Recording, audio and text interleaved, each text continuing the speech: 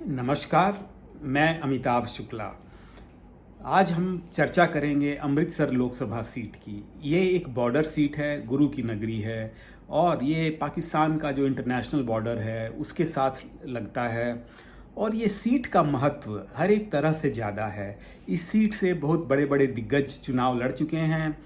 यहाँ पे नवजोत सिंह सिद्धू और कैप्टन अमरिंदर सिंह जो चुनाव दोनों जीत चुके हैं, इस बार रेस से कम्प्लीटली बाहर हैं। नवजोत सिंह सिद्धू जो कांग्रेस में हैं, लेकिन इस बार के कैंपेनिंग से वो अपने को उन्होंने अलग कर लिया है और वो किसी भी लेवल पे किसी भी कैंपेन में या पार्टी के किसी भी प्रोग्राम में चुनाव के पहले किसी में शामिल नहीं हुए हैं। कैप्टन अमरिंदर सिंह का हमें पता नहीं है, जो भाजपा में जा चुके हैं। वो मुख्यमंत्री थे और भाजपा में चले गए थे। उनके बारे में किसी को कोई खबर नहीं है, ना ही उन्होंने किसी भी कैंपेन में पार्टिसिपेट किया है। यहाँ तक कि पटियाला में उनकी पत्नी प्रणीत कौर चुनाव लड़ रही हैं, वहाँ भी उनके नामांकन में वो नहीं गए थे। ऐसा कहा जाता है कि वो शायद अनवेल हैं, अस्वस्थ हैं और इसी के चलते वो पार्टिसिपेट नहीं कर पा रहे हैं। अमृतसर के चुनावों में इस बार 4 कॉर्नर कॉन्टेस्ट है और 4 जो प्रमुख पार्टियां हैं, हर एक ने अपने अपने यहाँ उम्मीदवार दिए हैं। पूरे पंजाब में 4 कॉर्नर कॉन्टेस्ट है। अमृतसर उससे अछूता नहीं है। आम आदमी पार्टी जो पंजाब की रूलिंग पार्टी है, उसने भी यहाँ पे कैंडिडेट दिया है कुलदीप धालीवाल को, जो कैबिनेट मंत्री हैं। भारतीय जनता पार्टी ने तरनजीत सिंह संधू को अपना उम्मीदवार बनाया है। ये अमेरिका में पहले भारत के एम्बेसडर रहे हैं, फॉरेन सर्विस के रहे हैं। इनका बड़ा क्लीन इमेज है। वो भारतीय जनता पार्टी के टिकट पे चुनाव लड़ रहे हैं।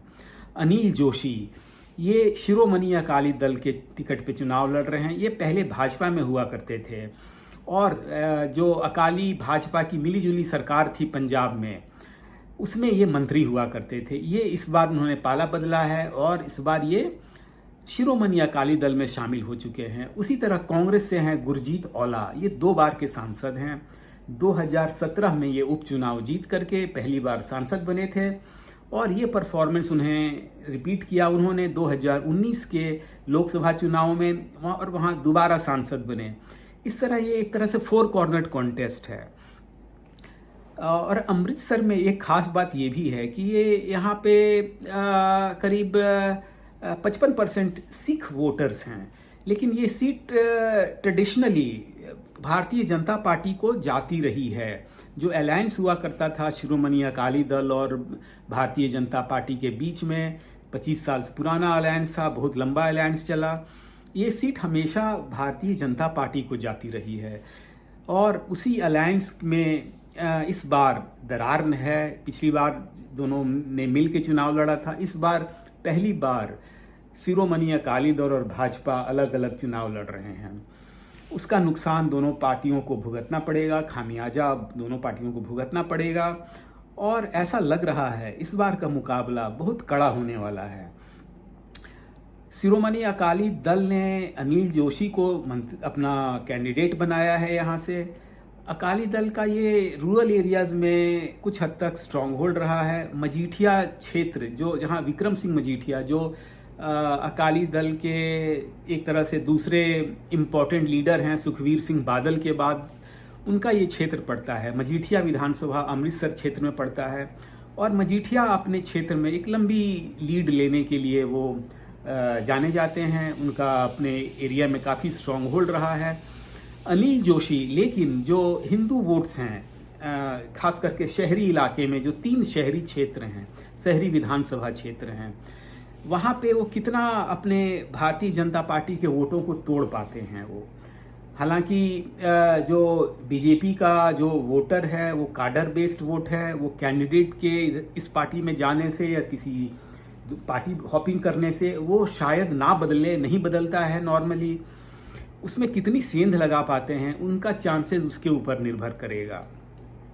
अभी तक तो ये मुश्किल लग रहा है कि जो भाजपा का जो ट्रेडिशनल वोट बैंक है अमृतसर शहर में, जो 3 क्षेत्र आते हैं विधानसभा के, उसमें वो कोई सेंध लगा पाए हों, ऐसा अभी देखने को हमें नहीं मिल रहा है। हालांकि वो ट्रेडिंग कम्युनिटी से वहाँ कैंपेन कर रहे हैं, बातें कर रहे हैं कि उनको कुछ सपोर्ट वहाँ पे मिले, लेकिन ऐसा अभी हमें देखने को नहीं मिला।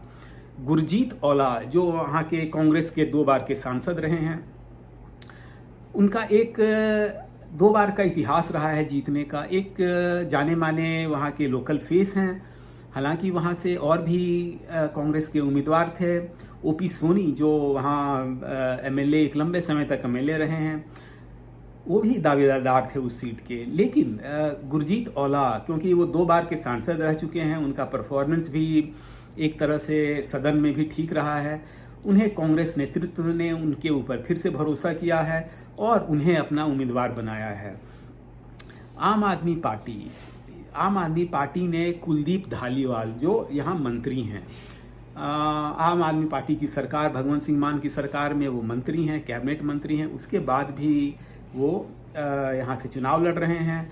आम आदमी पार्टी 7 सीटों में, जो 9 विधानसभा सीटें हैं, उसमें 7 सीटें अमृतसर पार्लियामेंट्री कॉन्स्टिट्यूएंसी की जो 9 असेंबली सेगमेंट्स हैं, उसमें 7 हैज बीन वन बाय आम आदमी party in the last assembly elections of 2022. सो आप has the momentum in its side. आपके पास वो मोमेंटम है जो कैरी फॉरवर्ड हो सकता है।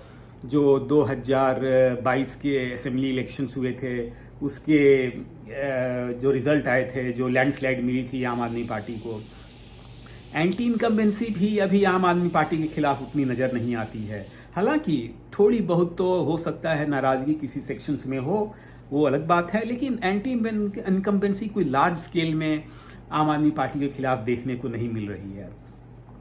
उसी तरह बीजेपी, हालांकि शहरी क्षेत्रों में जो 3 शहरी क्षेत्र हैं, वहां पे बीजेपी की पैठ है, ट्रेडिशनल वोट बैंक है। तरनजीत संधू एक बहुत, उनका एक क्लीन इमेज है, वो एम्बेसडर रहे हैं, इंडियन फॉरेन सर्विस में रहे हैं, अमेरिका में उन्होंने एज एन एम्बेसडर काफ़ी अच्छा काम किया है, भारतीय जनता पार्टी से चुनाव लड़ रहे हैं। और एक जट सिख फेस हैं, वो जट सिख फेस यहाँ पे। जो एक और बात मैं बता दूं, जो 4 कैंडिडेट हैं, उसमें से एक हिंदू फेस है, अनिल जोशी शिरोमणि अकाली दल ने दिया है। बाकी all the 3 remaining candidates of major political parties are Jat Sikhs. So there could be a division in votes of Jat Sikhs here because all the 3 major candidates are Jat Sikh faces. तो Taranjit Sandhu campaign कर रहे हैं, लेकिन उनके साथ सबसे बड़ी समस्या ये है कि वो ग्रामीण क्षेत्रों में उस तरह से पेनिट्रेट नहीं कर पा रहे हैं। वहाँ मेजर एक ही इशू है उनका, किसान के जो हैं वो ब्लैक फ्लैग प्रोटेस्ट किया है, डेमोन्स्ट्रेशन किया है, और तरनजीत संधू को ग्रामीण क्षेत्रों में काफ़ी मुश्किलों का सामना करना पड़ रहा है कैंपेनिंग में। उनकी जो कैंपेन टीम है वहाँ ठीक से जा नहीं पा रही है, अप्रोच नहीं कर पा रही है किसानों को। और लगातार भारतीय जनता पार्टी ये कह रही है कि जब कांग्रेस और आम आदमी पार्टी को कैंडिडेट्स को किसान कोई कैंपेन में बाधा नहीं पहुंचा रहे, हमें क्यों पहुंचा रहे हैं। लेकिन किसानों के पास इसका जवाब है कि हमें परेशानी सिर्फ भाजपा से है फिलहाल। हम किसे वोट देंगे ये हम नहीं जानते, नहीं कहेंगे, नहीं बताएंगे, लेकिन हमें किससे परेशानी है ये हम क्लियर कट बता रहे हैं। We are clear about our nemesis. The main problem for us is the Bharatiya Janata party. तो ये एक जो ऐसा मुद्दा है, भावनात्मक मुद्दा है किसानों का, इससे ये तरनजीत संधू का कैंपेन जोर नहीं पकड़ पा रहा है, उन्हें दिक्कत का सामना करना पड़ रहा है। और इसके चलते बाकी जो अमृतसर शहर की जो सीटें हैं वो तो ठीक है, लेकिन रूरल एरियाज में वो कैंपेन ना मोमेंटम पकड़ा है, ना वहाँ पे कुछ उनकी पैठ हुई है। ये कहना बड़ा मुश्किल है कि बाकी के दिनों में वो कुछ कर पाएंगे या नहीं कर पाएंगे। अभी तो उनका थोड़ी दिक्कत का सामना जरूर करना पड़ रहा है। तो ये जो अमृतसर की सीट है, ट्रेडिशनली ये कांग्रेस यहाँ पे हमेशा से अच्छा परफॉर्म करती रही है, कांग्रेस का एक तरह से ये स्ट्रॉन्ग होल्ड भी माना जाता रहा है। लेकिन इस बार कांग्रेस का सिटिंग कैंडिडेट भी है, लेकिन इस बार आम आदमी पार्टी से उसे टक्कर देखने को मिल रही है। और कुछ जो लोकल वहाँ पे पर्यवेक्षक हैं, जो लोकल जर्नलिस्ट से मेरी बात हुई, जो वहाँ के हालात देख रहे हैं, उनका मानना है कि ये इस बार जो स्ट्रेट कॉन्टेस्ट है, दिस इज बिटवीन आम आदमी पार्टी एंड कांग्रेस, बिकॉज उन्होंने वीकनेस बता दी। शिरोमणि अकाली दल ग्रामीण क्षेत्रों में कर पा रही है, शहरों में नहीं जा पा रही है। बीजेपी शहरों में ठीक कर रही है, ग्रामीण क्षेत्रों में नहीं जा पा रही है। लेकिन आम आदमी पार्टी और कांग्रेस के कैंडिडेट्स ये दोनों जगह जा पा रहे हैं, कैंपेन कर पा रहे हैं. सो दे से द लोकल ऑब्जर्वर्स और जो लोकल जर्नलिस्ट हैं, लोकल जो राजनीति पे पकड़ रखते हैं, they clearly say कि the contest is mainly between the Aam Aadmi Party and the Congress here this time round. Though BJP and Shiromani Akali Dal will get votes and कौन किसके कितने वोट काटता है वो भी महत्वपूर्ण है. यहाँ पे हार जीत का फैसला बहुत कम वोटों से होने वाला है. कोई किसी को लैंडस्लाइड नहीं मिलने वाली है. कोई बहुत मेजर इश्यूज चुनाव में लोगों को तंग नहीं कर रहे हैं. These elections are not being fought on some major issues or some emotional issues or on a wave. This is not like that. ये unlike other elections in the past, ये election straight forward issue based elections हैं और उसमें आम आदमी party और कांग्रेस के बीच में डायरेक्ट कॉन्टेस्ट नजर आ रहा है. और दोनों में से कौन जीतता है ये कहना तो मुश्किल है, लेकिन ऐसा लग रहा है जो पॉलिटिकल ऑब्जर्वर्स पॉइंट आउट कर रहे हैं कि जो भी जीते यहाँ से इंडिया ब्लॉक का शायद कैंडिडेट जीत करके पार्लियामेंट जाएगा और वो आइदर कांग्रेस का हो या आम आदमी पार्टी हो. The candidate could be from India block. I am not sure about that. मुझे जो ग्राउंड से रिपोर्ट मिल रही है उसमें ऐसा कहा जा रहा है. और अभी कैंपेन वहाँ पे पीक पे है, काफ़ी मोमेंटम पकड़ चुका है. अरविंद केजरीवाल वहाँ कैंपेन कर चुके हैं, इमोशनल अपील कर चुके हैं लोगों को कि अगर आपने आम आदमी को वोट दिया तो केजरीवाल जेल नहीं जाएगा. ये वो कह रहे हैं, दोबारा जेल नहीं जाएगा. वो बेल में बाहर हैं जैसा आपको पता है सुप्रीम कोर्ट से. तो ये इमोशनल अपील अब कितना लोगों को प्रभावित करती है ये देखना बाकी है. लेकिन ये मुकाबला कड़ा होने वाला है और ये बड़ा इंटरेस्टिंग होगा. देश में बाकी लोगों की तरह हमारी भी निगाहें अमृतसर सीट पे टिकी होंगी और watch the Amritsar constituency closely. आप देखिए आपका यहाँ रिजल्ट क्या होता है और आप अपनी राय भी दीजिए. जो भी अमृतसर में रहने वाले हों या पंजाब में रहने वाले हों, आपकी भी अपनी राय होगी. आपके रिलेटिव्स रहते होंगे, उनकी भी राय होगी. आप अपने राय हमें बताएं, लिखें और just express your opinion in the comment section.